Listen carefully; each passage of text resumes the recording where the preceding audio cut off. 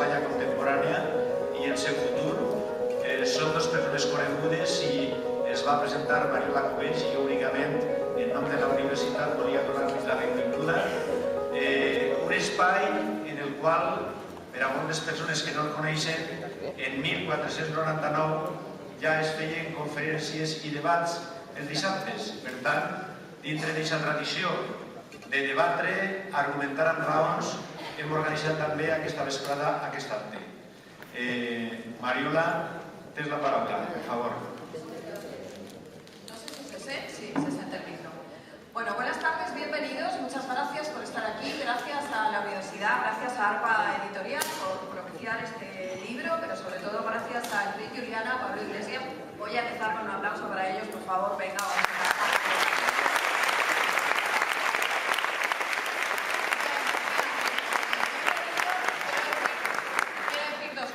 Una, Enric, Pablo, aquí ahora mando yo, esto tenéis que tenerlo claro.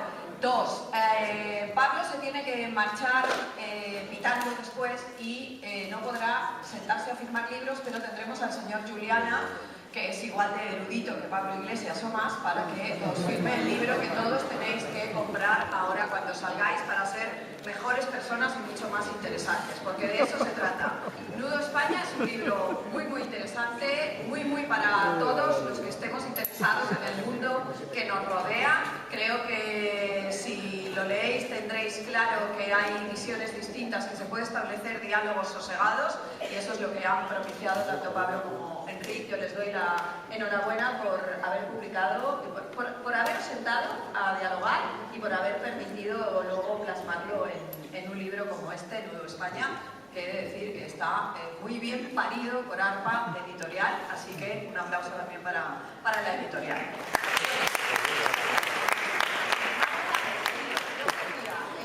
Yo mando muy bien, no soy periodista especializada en política y eso me salva de estar aquí abrumada, porque yo no estoy abrumada. Si fuera especialista en política, igual sí. Soy analista de televisión, pero no tenía población neuronal suficiente para otra cosa. Así que, cuando yo os digo que tenemos que ser breves, tenemos que ser breves. Y si yo os hago así, es que tenemos que acabar. Son dos cosas. Que si seamos breves es la primera, y así es acabar para mí. Entonces, quiero empezar sabiendo cómo nace este libro. Cómo dos personas tan distintas, tan aparentemente diferentes, se sientan a dialogar y deciden escribirlo. Pablo Iglesias. Gracias a todos y a todas por venir aquí, a compañeros, a amigos. Bueno, Enric Juliana siempre ejerció una cierta fascinación por nuestra parte. En el libro le defino como el amigo de los niños, como una especie de super yo, digamos que nos alerta siempre contra determinadas tentaciones izquierdistas. Entonces, desde su propia dureza en la crítica, creo que algunos sentimos siempre por Juliana muchísimo interés. Y digamos, uno de los orígenes de este libro es una primera entrevista que tuvimos en La Tuerca, y a partir de ahí pues conversamos de vez en cuando. Y tengo que dar las gracias a Enric porque en este libro me permite pensar de una manera que es muy poco frecuente en política. Los que tenemos responsabilidades políticas estamos pensando en el titular de mañana o como mucho en acontecimientos que se van a producir la próxima semana. Y creo que en este libro Enric consigue que estemos hablando pues no solamente de lo que representa España como realidad histórica enormemente compleja, sino también de vislumbrar proyectos de futuro en un tono y con un estilo reflexivo que yo creo que lo está pidiendo mucha gente en este momento. Creo que cuando está de moda gritar más que hablar, cuando se utilizan los mástiles de las banderas para agredir al que piensa diferente, o cuando pues, los textos constitucionales se convierten en ladrillos que arrojar al adversario, digamos que parar el balón como lo hace Juliana y poder discutir con calma y conversar con calma y con respeto por las ideas diferentes, creo que eso enlaza bien con una demanda que tiene yo creo que una mayoría silenciosa en este país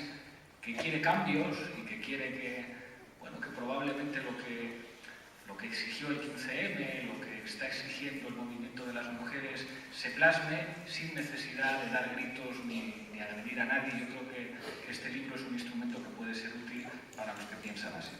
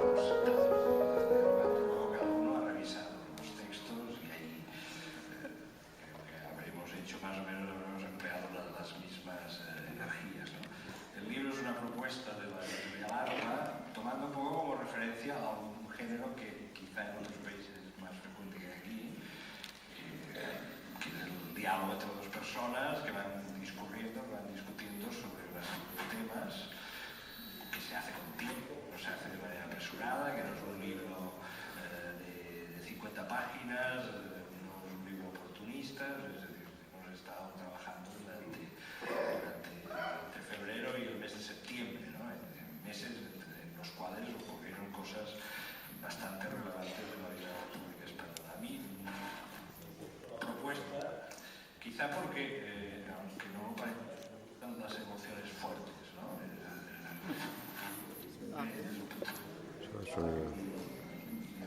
Político también, me parece. Sí. Decía que, bueno, era estimulante la idea, sobre todo teniendo en cuenta, o sea, lo que quise era transgredir una cosa que es la siguiente. Se había establecido en sectores importantes, no exclusivos, pero sí importantes, del periodismo en Madrid. Yo trabajo en Madrid, no soy de Madrid, no trabajo para un medio de comunicación asentado centralmente en Madrid, pero vivo en Madrid desde hace 14 años. Se había establecido algo que me parecía inquietante, que era una especie de cláusula de exclusión. Con estos no. Y a mí me parece que las dinámicas que están en curso en la sociedad española desde hace unos años, este es un planteamiento absolutamente erróneo, independientemente de cuáles sean las ideas que se tengan. Es decir, este país está sujeto, y lo estamos viendo, a unas contracciones, a unas tensiones políticas que son nuevas, que transportan cosas antiguas y a la vez cosas muy nuevas.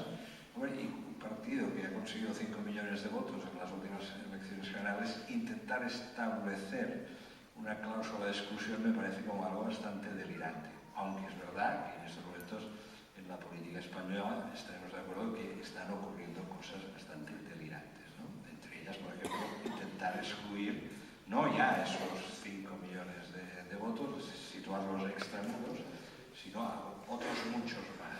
Estamos en una dinámica en que según cómo evolucione no están las cosas muy seguras todavía. Yo creo que no hay nada seguro en estos momentos en términos políticos en España. Pudiese ser que se generase una dinámica que tendiese a excluir a más de un tercio del Parlamento del diálogo político. Estamos viendo cosas más asombrosas.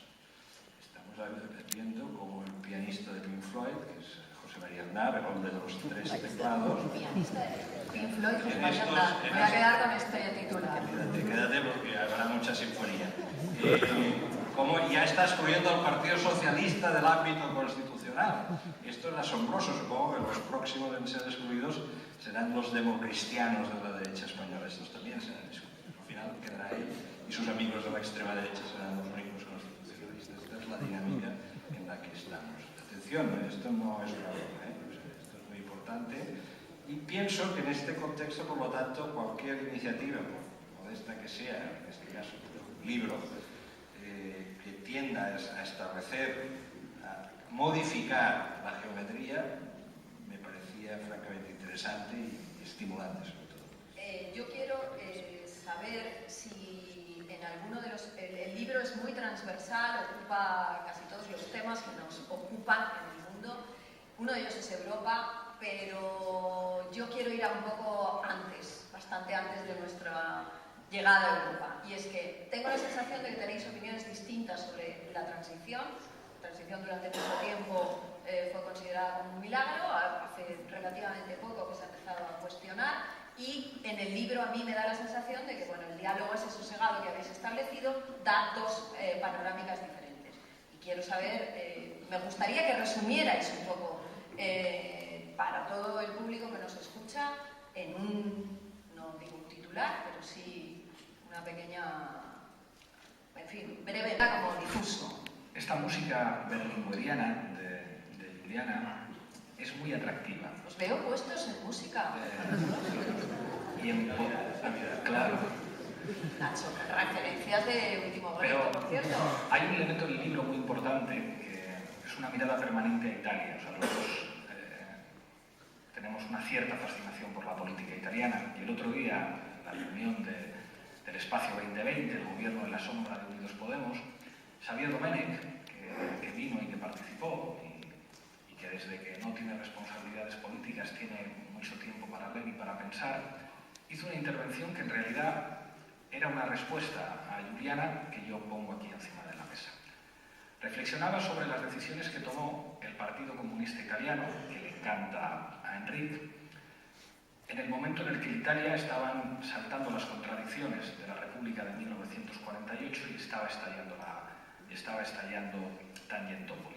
El Partido Comunista Italiano decide disolverse y decide construir una casa común con lo mejor de la República de 1948. Construir un gran partido democrático donde estén los democristianos y donde se puedan conservar todos los valores positivos de avanzada, de consenso de esa gran República de 1948, una república antifascista en la que veíamos las dos armas, la gran democracia cristiana, el gran Partido Comunista, digamos, juntos en un compromiso histórico para salvar al Estado y a la República frente a Berlusconi y frente a, digamos, a los bárbaros de Cavafis que llegaban. Y decía Domènech, mucho ojo, que nadie olvide dónde está ahora el Partido Comunista Italiano, dónde está el Partido Democrático, qué es lo que ha pasado en Italia. Y decía Domènech, cualquiera que piense que lo que hay que hacer en España es construir una actitud conservadora de izquierdas, que diga lo que hay que hacer es proteger todos los elementos positivos del sistema del 78 en clave resistencialista, se verá abocado a la derrota histórica. No hay posibilidad de resistir, hay posibilidad de dar dos pasos. Aunque el planteamiento de Enrique es atractivo, yo tengo la sensación de que en este momento nosotros tenemos que ofrecer un horizonte de país. No podemos ofrecer resistencia, no podemos ofrecer atrincherémonos en los elementos positivos de la Constitución del 78, porque si no viene algo que es mucho peor, que va a ser Nacho Cano Aznar con sus 3 teclados. Y a la hora de ofrecer ese horizonte tiene que ser de orden, pero un orden que asuma el valor de plantear los grandes debates. Cuando nosotros decimos nueva república, no decimos volvamos a los años 30 o volvamos a la Primera República. Decimos, hace falta una nueva república que se fundamente en los valores del feminismo, que representan la revolución social más importante que se ha producido en este país, que está revolucionando la política, que se fundamente en una defensa intransigente de la justicia social. Yo he estado esta mañana con chavales que son riders, que son estos chicos de Libero y de Globo y de estas empresas explotadoras y plataformas digitales que les dicen no sois trabajadores, no sois empresarios en realidad, y son jóvenes que se están jugando la vida en bicicleta sin tener derechos laborales mínimos. A esos jóvenes no se les puede decir resistamos en lo que construyeron nuestros padres y nuestros abuelos. Creo que hay que ofrecer un horizonte de país también para afrontar la cuestión territorial, que no puede ser atrincherémonos en el café para todos, que tiene que ser audaz. Por eso nosotros planteamos, en España puede haber una república que nunca se parecerá al jacobinismo de la República Francesa, sino que será una república pluralista y por lo tanto plurinacional, porque temo que si adoptamos la posición berlingueriana en la que llamamos, digamos, a los sectores más sensatos a la resistencia sin plantear un horizonte de país, quien plantee un horizonte de país, aunque sea un horizonte de país reaccionario, se llevará el gato al agua. Entonces, claro que nosotros tenemos que aspirar a ser una fuerza directora, una fuerza ordenadora, una fuerza que ya demostró que tenía capacidad para atar los números para una moción de censura, que ha demostrado tener capacidad para imponerle un programa económico al gobierno. Tenemos que ser capaces también de, manteniendo ese diálogo entre fuerzas políticas que piensan distinto, señalar un horizonte de país. Y señalar ese horizonte, claro que implica riesgos, pero si nos quedamos, digamos, en ese comunismo di destra, temo que pueda llegar el teclista de Pink Floyd y poder ofrecer, subido a un caballo, un horizonte de país que pueda atraer a mucha gente. Brevemente, querías